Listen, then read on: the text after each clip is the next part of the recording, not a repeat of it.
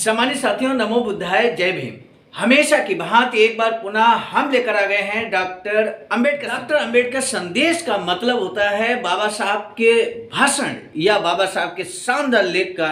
Doctor Ambedkar संदेश नियमित सुबह 5 बजे हम लाते हैं आवाज का ऑफिशियल यूट्यूब चैनल के माध्यम से। मुझे पूरा भरोसा है कि आपने यूट्यूब चैनल आवाज का ऑफिशियल को सब्सक्राइब जरूर कर लिया होगा। बाबा साहब के आंदोलन को समझने का यही एकमात्र डॉक्टर अंबेडकर संदेश के माध्यम से, बाबा साहब डॉक्टर अंबेडकर संपूर्ण वाङ्मय के माध्यम से, बाबा साहब के विभिन्न लेख, बाबा साहब के क्रांतिकारी भाषण हम आप तक नियमित। अंबेडकर संदेश में कभी बात होती है महार सत्याग्रह की, तो कभी बात होती है गोलमेज सम्मेलन की, कभी बात होती है मन स्मृति दहन की, तो कभी बात होती है भारतीय संविधान की, और कभी लेकर आते हैं बाबा साहब के ऐसे स्पीचेज जो बुद्धिज्म को लेकर क्रांतिकारी स्पीचेज बाबा साहब के होते हैं।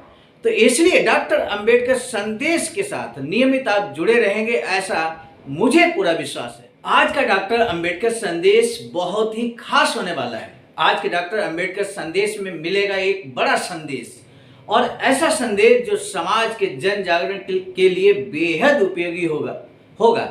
डॉक्टर अंबेडकर संदेश को लेकर हम उपस्थित हो चुके हैं। मैं हूं संजीत आर्य, राष्ट्रीय कोषाध्यक्ष आवाज का, नई दिल्ली।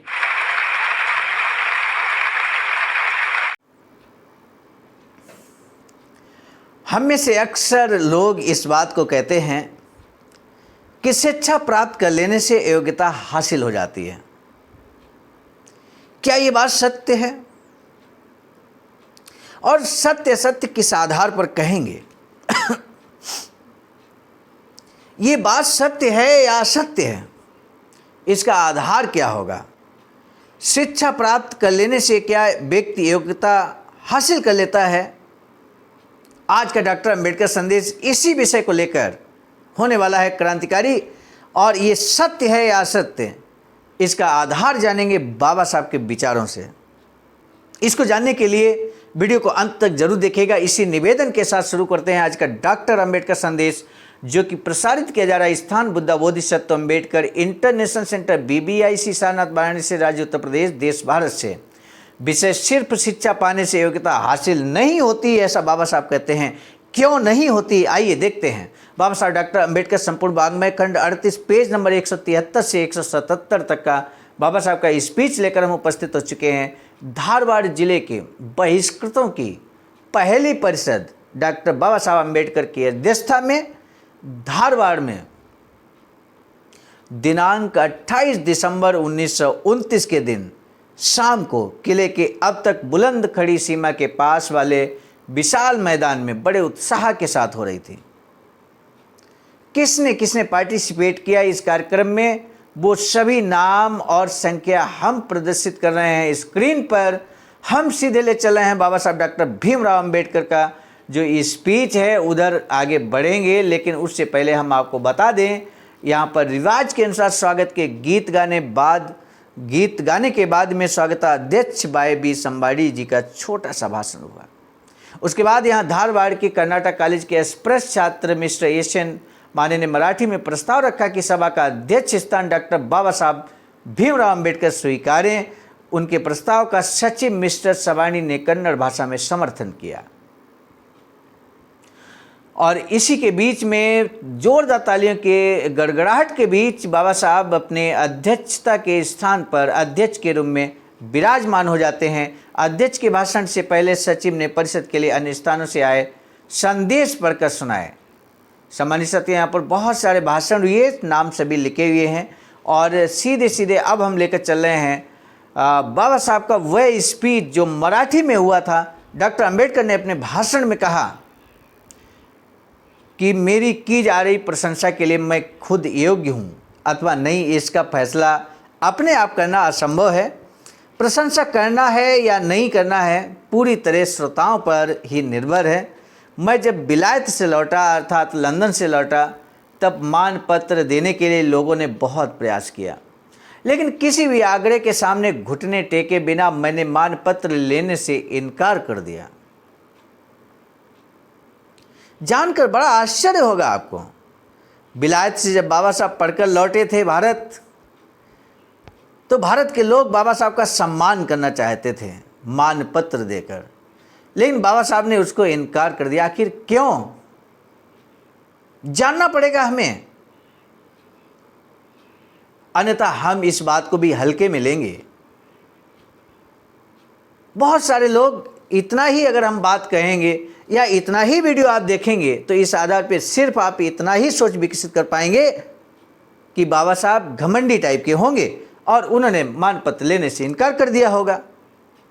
इसलिए हमेशा हम कहते हैं, अगर देखना है तो डॉक्टर अंबेडकर संदेश अंत तक देखें, नहीं देखना है तो बिल्कुल न देखें। बीच में कदापि डॉक्टर अंबेडकर संदेश को न छोड़ें, क्योंकि अधकचरा ज्ञान निश्चित रूप से बहुत घातक होता है सम्मानित साथियों।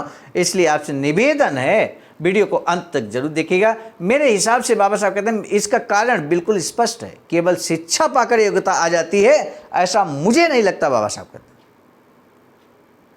दूसरी बात, आदमी विद्वान हो तो ऐसा नहीं है कि वह समाज के लिए उपयोगी ही साबित होगा, क्योंकि दुनिया में बहुत सारे विद्वान लोग पढ़े हैं। क्या वो सभी बाबा साहब के पद चिन्हों पर चल रहे हैं? क्या वो सभी डॉक्टर अंबेडकर मिशन के लिए कार्य कर रहे हैं? विद्वान आदमी बदमाश, धोखेबाज, उधार लेने वाला, जुगत लड़ाने वाला और अन्य भी बुरे गुणों से परिपूर्ण हो सकता है, झूठ बोलने वाला हो सकता है। इस तरह की चीज़ें बाबा साहब यहाँ पर कहते हैं कि विद्वान के अंदर भी ये सारे अवगुण हो सकते हैं। आज के हालात में विद्वान, पढ़े लिखे, सुधरे हुए ये लोग अस्पृश्यों के साथ कैसे बर्ताव करते हैं ये हम देख ही रहे हैं, लेकिन ये सब ऐसे नहीं चलेगा। बाबा साहब कहते हैं क्योंकि स्पृश्य और अस्पृश्य का जो भेद है वो कालातीत है। आज कोई भी सीना ठोंक कर ये नहीं बता सकता कि भेदभाव कब मिटेगा। अस्पृश्यता निवारण के कई मार्ग हैं, उनमें से एक महत्वपूर्ण मार्ग है राजनीतिक सत्ता अपने हाथ में आना। राजनीतिक सत्ता अपने हाथ में आना, ये बहुत मजबूती के साथ बात को रखते हैं बाबा साहब। क्या हम भी ऐसा संकल्पित हैं कि हमारी अपनी राजनीतिक सत्ता स्थापित हो? आप में सुधार लाने के लिए आजकल आपके आसपास कई स्पृश्य लोग घूमने फिरने लगे हैं। साहब लोग भी हमारे बारे में बहुत चिंता दिखाते हैं, फिर धीमे से कहते हैं कि अपना रहन सहन सुधारो, साफ सुथरे रहो, नए नज़रिया बनाइए, अपनाइए। ऐसा नहीं कि ये बातें ठीक नहीं हैं, ठीक ही हैं वे सब बातें, बाबा साहब कहते हैं। लेकिन ध्यान रखें कि ये सभी बातें राजनीतिक सत्ता के अधीन हैं। राजनीतिक सत्ता हमारे हाथ आए तो फिर सब ठीक हो जाएगा। राजनीतिक सत्ता के अभाव में जो भी कुछ हो रहा है वो केवल सुधार है, और राजनीतिक सत्ता मिलने तक ऐसे सुधार होते ही रहेंगे, किंतु वे कभी पूरे नहीं होंगे। हाल ही में स्टार्ट कमेटी पर जाने का मौका मुझे मिला और जिन्हें जंगली लोग माना जाता है उनसे मिलने का मौका मुझे मिला। जिन्हें जंगली लोग कहते हैं कि जंगली लोग हैं, उनसे मिलने का मौका बाबा साहब को मिला। क्या अनुभव शेयर करते हैं, आइए देखते हैं। बाबा साहब कहते हैं उनमें से और हम में फ़र्क केवल वस्त्रों का है, बाह्य फ़र्क ही है। कोई कितना भी बताए ये लोग अपना पहनावा कभी नहीं बदलेंगे। आज उनके इस तरह के पहनावे के कारण ही वे बिल्कुल अलग दिखाई पड़ते हैं। इन लोगों में पहनावे के कारण तो कोई सुधार नहीं आने वाला है। सुधार वगैरह में परिवर्तन कर किए गए बदलाव बस बाह्यकारी होते हैं, समुचित सुधार की दृष्टि से बड़े कमज़ोर होते हैं। ऐसे बदलाव जंगली लोग और हिंदू समाज तथा अस्पृश्य समाज में बहुत फ़र्क दिखाई देता है।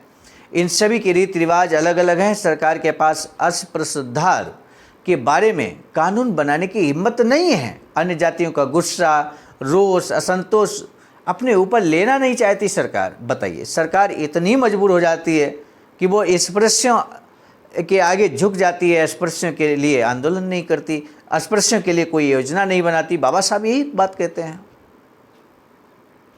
इसलिए बाबा साहब कहते हैं कि राजनीतिक सत्ता हमारे हाथ में आ जाए अगर, तो हम सारे निर्णय अपने अनुरूप लेंगे। और हम कहते हैं कि उत्तर प्रदेश के अंदर आपने इस तरह की राजनीतिक सत्ता देखी है, अगर वर्तमान की हम बात करें तो। राजनीतिक सत्ता हमारे हाथ में आए बगैर हमारे सुधारों में ताकत नहीं आएगी, जोर नहीं लगेगा। राजनीतिक सत्ता को हाथ में लेने की हमें दृढ़ संकल्प के साथ कोशिश करनी चाहिए। उसी तरह ऊंचे वर्ग के द्वारा किए जाने वाले अत्याचारों को दूर करने की कोशिश भी की जानी चाहिए। धक्कम पेल चारों तरफ से करनी है। कोंकण में अस्पृश्यों की जो भी स्थिति है वो केवल गांव वालों पर ही निर्भर है। गांव के पाटिल अस्पृश्यों के अनुकूल होने चाहिए। पाटिल अगर नाराज हुआ तो वह और गुंडे दोनों मिलकर अस्पृश्यों की जान हल्कान कर देते हैं, जीना मुश्किल कर देते हैं। उन पर कड़ा सामाजिक बहिष्कार डाला जाता है। अपने गांव में भी ये सब कर सकते हैं। इस तरह से बहिष्कृत होने से अस्पृश्यों को डर लगता है। जाहिर है कि वे इस तरह के समान अधिकार प्राप्त करने वाले आंदोलनों से दूर रहते हैं। अस्पृश्यों की हालत आज भी बड़ी विचित्र है। इस अंग्रेजी राज्य में तो अस्पृश्यों पर होने वाले सामाजिक बहिष्कार और अत्याचारों को दूर करने वाला कानून तो नहीं ही बनेगा। अब मेरी पक्की राय बनी है कि हमें स्वराज्यवादी ही होना चाहिए। इस द्वेष में कम से कम महार, चमार, मांग, ढोर अस्पृश्यों की आज़ादी चाहिए। आजकल जो स्वराज्य की कोशिशें चल रही हैं उनसे तो जो हासिल होगा वह भी औरों को ही होगा। अब जो स्वराज का संविधान बनाया जा रहा है उसमें हम जरूरतमंदों को भी हिस्सा मिलना चाहिए। हालांकि स्वराज के इस बहस लेन देन वाद विवाद से कुछ काम नहीं निकल पाएगा, उसमें कुछ दम है ऐसा मुझे नहीं लगता। मैं साफ बताता हूं कि अंग्रेज सरकार पर मुझे विश्वास नहीं है। हमारे भले के लिए ये सरकार कुछ नहीं करने वाली। अपना भला हमें खुद करना होगा। स्वागताध्यक्ष ने कहा कि अस्पृश्यता है तब तक स्वराज नहीं मिलता, लेकिन ये बस भूल है। अंग्रेज सरकार किसी दर्शन के सहारे नहीं चलती। वे बहुत ही व्यवहार कुशल लोग हैं। कोई मांग रहा है उसे स्वराज दे देने के लिए वह यहाँ नहीं आई है। काटने वाले को, खसुटने वाले को भी खुश करेंगे, फिर अपने साम्राज्य की सुरक्षा देखेंगे। आपके झमेलों से उसे कुछ लेना देना नहीं है। इस देश के सुख संपन्नता के लिए वे स्वराज नहीं देने वाले। फिलहाल स्वराज के बारे में बातचीत चल रही है, उसमें आपकी और हमारी कोई खोज खबर ले रहा है क्या? वे विचार विमर्श कर रहे हैं mister Gandhi, mister Sapru, mister Nehru, mister Jinnah के साथ। इन लोगों का हमसे कितना ताल्लुक है ये तो साफ ही है। इसलिए अब हमें स्वराजवादी होना पड़ेगा। हालांकि सिर्फ स्वराज पाकर क्या होना है, हमें अभी तो स्वराज के लायक होना चाहिए। चीखेंगे चिल्लाएंगे तो हमें सत्ता मिल भी जाएगी, लेकिन ज्ञान के बिना उसे पाना व्यर्थ है।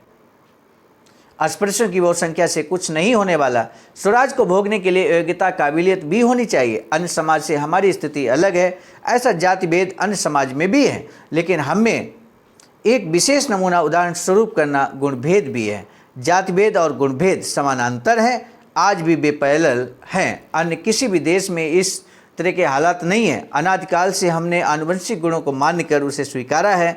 आज हम उसी के परिणामों को भुगत रहे हैं। अस्पृश्य कितना भी विद्वान रहे वह दूर ही रहता है और अज्ञानी ब्राह्मण ऊंची जगहों पर विराजमान होता है। आज तक ये केवल अज्ञान के कारण ही चलता आया है। अज्ञान न होता तो समता का संग्राम कब का छिड़ चुका होता है। ब्राह्मण गुण से कनिष्ठ भले हो, जन्म से श्रेष्ठ होता है। गुण भेदों में ये जो खाई है उसे पाट दिया जाना चाहिए। उसके लिए शिक्षा का प्रसार होना चाहिए। हमें बहुत जागृत होने की जरूरत है। अवसर सुलभ होना और उसे हासिल कर लेना ये हम पर निर्भर है। शिक्षा के अभाव में ये संभव नहीं हो पाता है। हमें खुद अपने अधिकारों को झपट लेने की, हाँ मैं झपट लेने की ही बात कर रहा हूँ, दृढ़ संकल्प के साथ कोशिश करनी चाहिए। हमारा संघर्ष इंसानियत का है। इसके लिए आखिर हमें सत्याग्रह करना पड़ेगा और वह अंतिम उपाय होता है। स्वदेशी और विदेशी दोनों की तरफ से जिस प्रकार के अन्याय होंगे उनके अनुसार ही उनके विरोध के उपाय किए जाने चाहिए। पुराण काल में कौरवों और पांडवों के बीच इतना बड़ा युद्ध क्यों हुआ? केवल राज्य के लिए? अस्पृश्यता समग्र समाज का कल्याण होने न देगी। वह समाज कल्याण की राह के अड़ंगे की तरह है। हालांकि हमें अपने स्तर में बढ़ोतरी का सुधार लाना होगा। पक्की तरह ध्यान में रखें कि अपनी मुक्ति, प्रगति, विकास, उन्नति की लड़ाई हमें खुद तो करनी ही होगी। स्पृश्य जनता का दुर्भिमान कैसे जाएगा? वे पुराण मताभिमानी होंगे ही। आखिर में मैं बस इतना ही कहना चाहता हूं कि आत्मनिर्भरता का मार्ग अपनाइए। आपको इसी हाल में पर रखने की कार्रवाई बेहद पूर्व नियोजित है। आपका वह महार की वतन उसके अभिमान के कारण आप कितने परावलंबी हो गए हैं, इसका क्या आपको कहाँ एहसास है? इस महार की वतन के कारण महार गांव में हमेशा हमेशा के लिए कैद हो गया है। महार यानी सरकारी भिखारी। वतनों के कारण हर गांवों को ऐसे सरकारी भिखारी मिले हैं। भिखारी बनाने वाले वतन के चक्कर में महार को बंधे नहीं रहना चाहिए। उन्हें अपने बाहुबल के सहारे संघर्ष करना होगा। शिक्षा पाने के लिए उन्हें स्वयं खुद की मदद करनी होगी, अन्य कोई उनकी मदद नहीं करेगा। बाबा साहब यहाँ पर क्या बात कह रहे हैं? संदेश लेना होगा साथियों। बाबा साहब कहते हैं हमें स्वयं खुद की मदद करनी होगी। कुछ उदारमन लोग अवश्य उनकी मदद करेंगे, लेकिन इस प्रकार उदारमन चूहों से पाई हुई मदद केवल उधारी है। महार लोग गरीब होंगे, लेकिन क्या वे संख्या में कम है? वे अपनी ही मदद लें, उसे एकत्रित करें तो शिक्षा का सवाल अपने आप हल हो जाएगा। धारवाड़ जिले में 1 लाख महार लोग होंगे। हर एक अगर 1 रुपये का चंदा भी देगा तो 1 लाख रुपये का फंड इकट्ठा हो जाएगा और उसके सारे सहजता से 100 बच्चों का बोर्डिंग चलेगा। फिलहाल यहाँ एक बोर्डिंग की स्थापना की गई है। सरकारी छात्रावास आश्रम है, ठीक ठाक काम चलाऊ ग्रांट मिलती है। हर छात्र के पीछे 10 रुपये मिलते हैं। अन्य जगहों पर मदद नहीं दी जाती। फिलहाल 15 बच्चों की ही व्यवस्था हो पाई है। लड़ झगड़ कर इस संख्या को दुगना किया जा सकता है, लेकिन इससे अच्छा है कि आप खुद अपना इंतजाम करिए। फिलहाल इस बोर्डिंग का प्रबंधन हमारे पास है। हम मुंबई में और बोर्डिंग यहाँ, बीच में बहुत ज़्यादा अंतर है, दूरी है। प्रबंधन जैसा होना चाहिए वैसा नहीं हो पाता है। इसके लिए एक कमेटी की स्थापना करें और अपनी व्यवस्था आप खुद करें। बाबा साहब कहते हैं कि चूँकि बोर्डिंग भले को हमने स्थापित किया है, लेकिन मुंबई कहाँ है और ये धारवाड़ कहाँ है? इतना लंबा गैप है कि इसको प्रबंधन करना, इसकी देख रेख करना काफ़ी मुश्किल होता है। ऐसे में यही लोकल की अगर कमेटी बन जाएगी तो एक व्यवस्था बन जाएगी और आसानी से वो कार्य का प्रबंधन किया जा सकता है। सोचिए कि धारवाड़ जिले में अस्पृश्य छात्रों के लिए जिस प्रकार का प्रबंध उपलब्ध है, उससे कहीं अधिक बेहतर प्रबंध होना चाहिए और वह आप खुद करवा सकते हैं। इस प्रकार डॉक्टर अंबेडकर ने अपने बंधुओं को सलाह दी और अध्यक्ष स्थान देने के लिए उन्हें धन्यवाद दिया। तालियों की गड़गड़ाहट के बीच बाबा साहब का भाषण पूरा हुआ। आज का डॉक्टर अंबेडकर संदेश समाप्त होता है। सम्मानित साथियों, कैसा लगा डॉक्टर अंबेडकर संदेश जरूर बताइए कमेंट बॉक्स में। आज का डॉक्टर अंबेडकर संदेश हम आप तक लेकर आए थे मिशन नायक बुद्ध मित्र मुसाफिर सर, राष्ट्रीय महासचिव, आवाज का नई दिल्ली की प्रेरणा में, साथ ही साथ संकलनकर्ता के रूप में परम आदरणीय विजय कुमार बौद्ध जी, प्रांतीय कोषाध्यक्ष आवाज का बिहार। आपके ही संकलन में डॉक्टर अंबेडकर संदेश नियमित आप तक पहुंच रहा है। आपका साधुवाद व्यक्त करते हुए आज का डॉक्टर अंबेडकर संदेश समाप्त करने की दीजिए इजाजत। मैं हूं सर्वजीत आर्य, राष्ट्रीय कोषाध्यक्ष आवाज का नई दिल्ली। आप सभी को सादर नमो बुद्धाय। जय भीम।